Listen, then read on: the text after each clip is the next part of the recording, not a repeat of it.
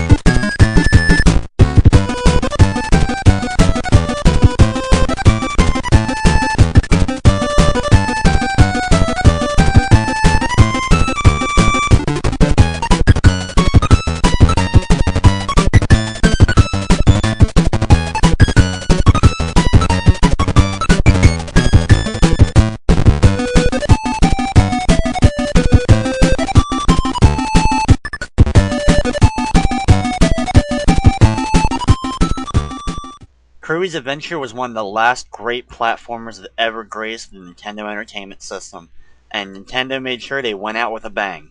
Not only did this game have, of course, a great soundtrack and great gameplay, it also really jump-started the Kirby franchise. It was the first time where Kirby could actually suck in his enemies and take their abilities, and that was something that would stay with the Kirby series all the way through now. Now, I'd like to thank you for watching this Game Music Appreciation Theater of Kirby's Adventure, and of course, I hope you enjoyed.